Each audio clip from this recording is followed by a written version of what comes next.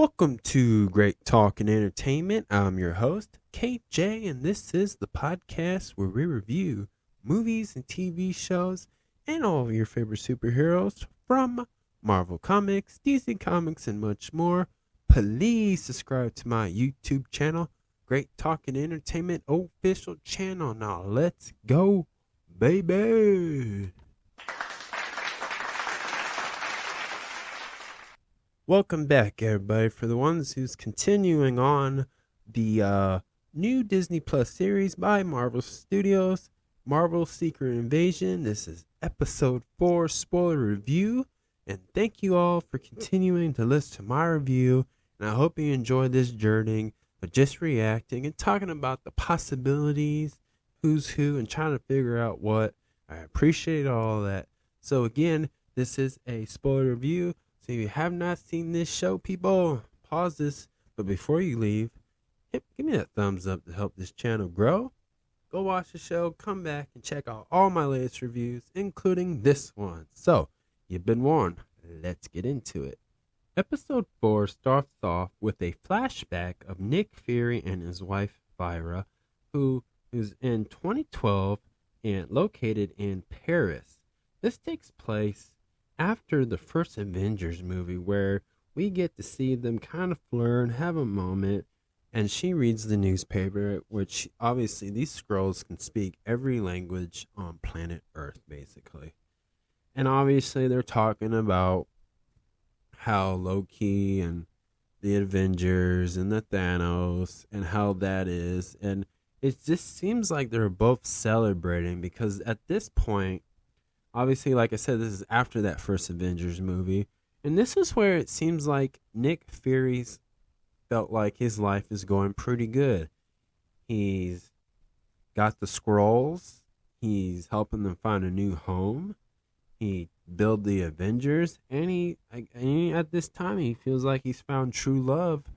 And if you think about it, this is the type of work that he's a spy. Usually spies like those don't find a happy ending or true love, which that kind of is because when we get closer, they read a really cool poem from a book that she's reading, and she has Nick Fury say it, read it out loud, basically, and they both say the same thing at the same time. And that just shows us that, again, that this was good, but until we get to the present day, Vira has been plotting against Nick Fury. Nick Fury even bugged her phone. And all this long that they're trying to kill Nick Fury, but it does show that she still really, truly does love Nick Fury because she tried to say, we don't need to kill him. He's already broken down. He's been defeated. But this Rhodey, who we found out is a Skrull, was like, well, either you do it or I'm going to do it. Doesn't matter. Nick Fury was going to got, basically. So, Nick Fury is obviously hurt and he's in pain. So, which this is all about because of the broken promise of Nick Fury failing at finding them a new home. Which I truly believe that part is going to be really, truly answered in the next Marvel film, The Marvels, which is, going to be in, I think October or November. But I think that's where it kind of gets talked about because it's not just Nick Fury, it's Captain Marvel, and she's out there flying looking too, so it's not just him. But in this, it just feels like on Earth, everybody, mostly the Skrulls, are blaming Nick Fury for the failings because in this episode, again, we get the side of from Vira to Gia. They just want to be in their own skin. Basically, they're tired of trying to look like a human.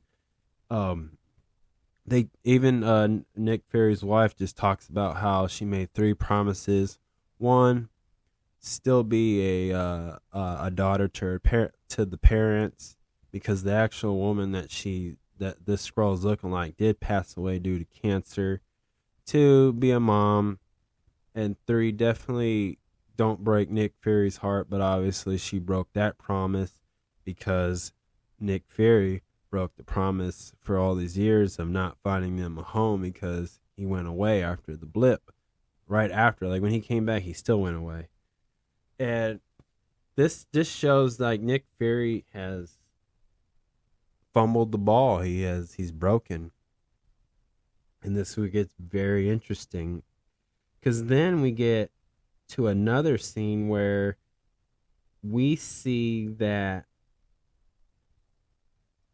Gia was shot, but she actually survived. She's not dead because she turned herself into a super Skrull. And it shows you how she did it. But I found that very interesting because then after that, Talos and Gia, we get a father and daughter story that's just similar to the emotional part, like Vira and Nick Fury. But this one's a father and daughter where she feels like her dad betrayed her and her mom because he was sticking next to Fury, while we see that he doesn't actually have a plan because he doesn't know what to do because he doesn't know what Nick Fury's actually going to do, and that breaks her heart. So obviously, instead of saying I love you and goodbye or unhugging, she just walks away. And he's heartbroken because he lost his wife, but he's losing his daughter in a communication way, a relationship way, because, you know, obviously she's going on a different path, which I kind of think that she may join the Thunderbolts. Just a thought, food for thought. Because I know that she's not going to go back to Gravik because he's the one that shot her in the chest, basically. So I see that she's basically just going down her own path, and it's very lonely, and she doesn't know what to do. And obviously, just like Nick Fury's wife, she just wants to be in her skin. She just wants, and obviously not shapeshift into the person she is portraying. So that's what I got out of that.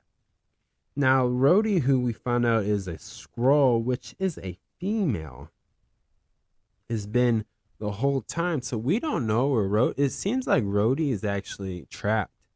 And can I just point out that this is how I always remember that character, War Machine, aka Rhodey. When I was a kid, right, I used to watch that Iron Man show, which I'm sure it's on Disney Plus. It's about the 90s version.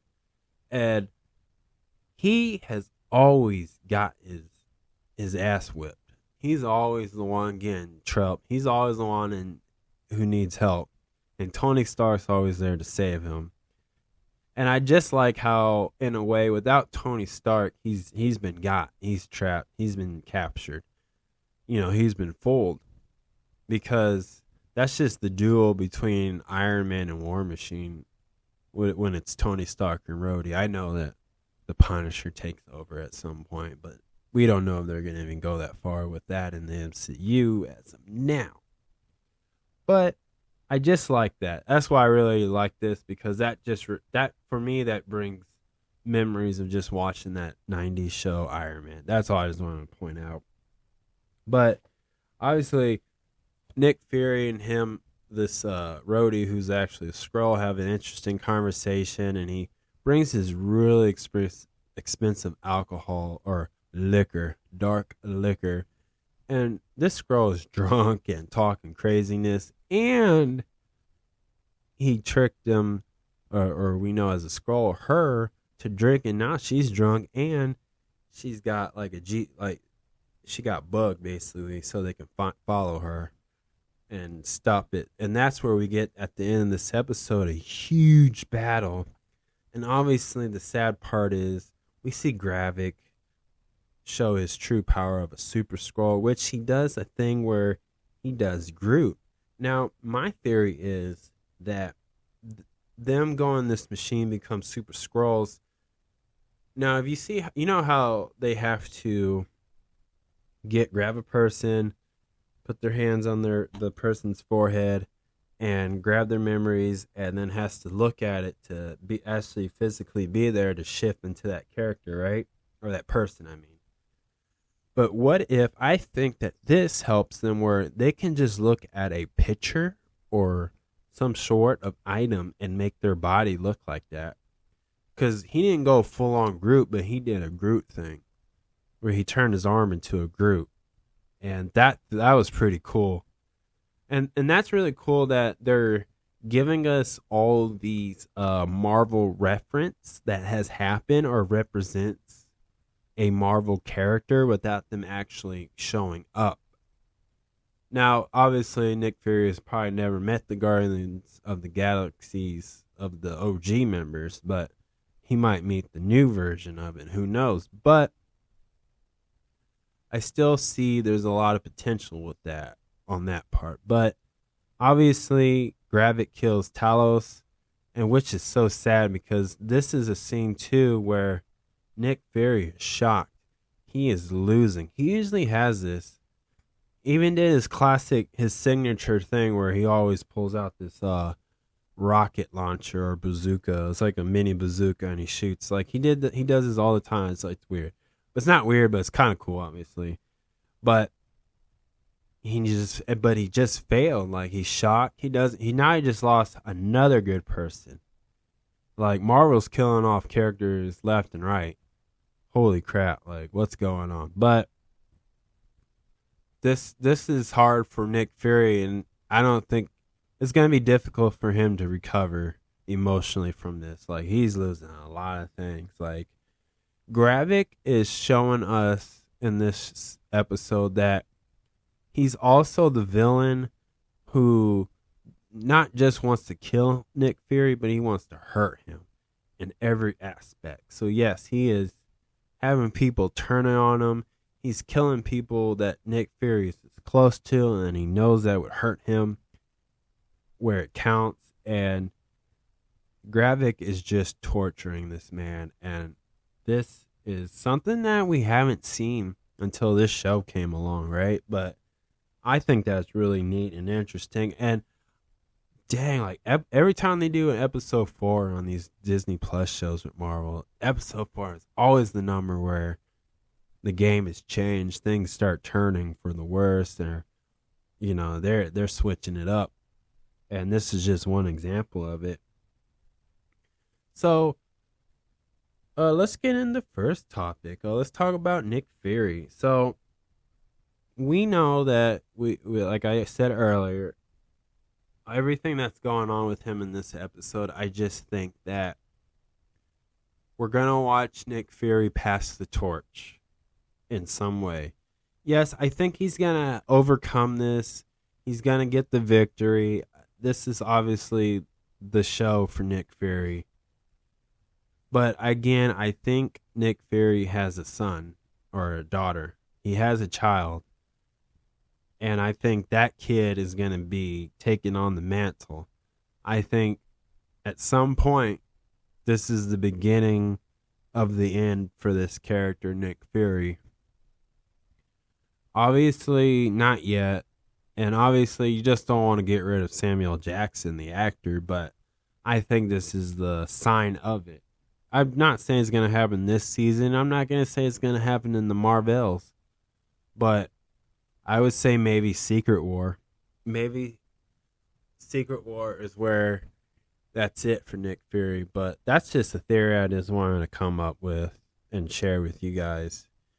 Because I think that planted the seed. Because if you're going to do an Avengers movie, that's the part where I think that's where you killed that character, is in the next Avengers movie. And that one ain't going to be out for quite a few years, obviously. We haven't gotten there yet, but that's in our few more, like after the next two phases, I believe. So, again, I'm not saying Nick Fury's going to die in this season or in the Marvels, but this is the seed that's planted. Like, now we're going to see the end of it. That's what I think with Nick Fury. Gia, I think, or Gaia, I think. It's either Gia or Gaia. I always get her name, but the daughter of Talos. obviously she doesn't know that her dad's gone, which I'm really shocked that I thought they were going to keep him a little bit longer, that character. I really did, but I guess not. And I don't really have enough, but I think that's going to have her regret that because she never said I love you and goodbye. The last thing that she's going to remember is she told her dad that he's delusional, and that's going to hurt her. But see, that's why I came up with the theory that I think that she's going to join the Thunderbolts at some point, even in this film, because we might see an appearance from Val. I'm thinking we're going to see Val show up at the final episode of this season, and she's going to recruit her. Because just like, because a lot of the people in the Thunderbolts, are even the Red Hulk, Agent Ross, or General Ross, I think that they're all somewhat broken in a way, and they feel defeated. They feel like they're second place or second best, and they all lost a loved one, or they made a bad choice where they regret. And that's why I think that's why in the next Captain America movie, that's why they're bringing that actor who played Betty in the Ed Norton version of the Incredible Hulk, which is still canon in the MCU, everyone. I just want to point that out. But I think these are like the Suicide Squad, but in their own way, obviously. But they all have like a personal sad incident that happened. And the Thunderbolts are going to feel more like a family than a gang like the Suicide Squad. Like I don't want to get too deep in that part, but obviously like Suicide Squad, they're more of a criminals, bandits in a way, but they're more of the criminal. They don't have like a thing like they tried to in the live action on the first one with Will Smith and all them, but really we kind of just get the idea like these are just, the anti-heroes. But this one, I think Thunderbolts, because this is what Marvel will usually going to do and probably will do, is they're going to make this feel like family. Yeah, here comes the Fast and the Furious comments, but it's going to feel like that because that's just what they do. But I think in the Thunderbolts, you're going to see these people need each other and appreciate each other because they share some type of similar experience. So that's where I think where Gia or Gaia, I forget how they pronounce it, so I apologize for that, but I think that's the path they're going to go with that way. So I wouldn't be surprised if she joined the Thunderbolts. So that's just my theory on that. That's a prediction. And then just the episode ending, I just think that this was a great ending to go off with for 5. And it just shows us that the Skrulls, who are now going to become Super Skrulls, are going to become a huge threat. And I have a theory that this is going to be the beginning of introducing us, the MCU, to the X-Men character Rogue. Obviously, she gains her powers from touching Captain Marvel, but I think they're going to have to go a different way with it. And I truly think that you won't see her, but I think they're going to mention something to get you to think about her. They may mention mutants. They may say the word X-Men. But I think this is the thing now. They're planting X-Men mutant things because what if... Okay, because if you think about it, people saw Talos show his color, right? It's green alien. But I would not be surprised if they told this story where people didn't call the Skrulls aliens, but mutants. And this is how you kind of bring in Rogue and the X-Men. That's what I would think. Maybe they took it a different way. Who knows? But that's just me. That's just a theory again.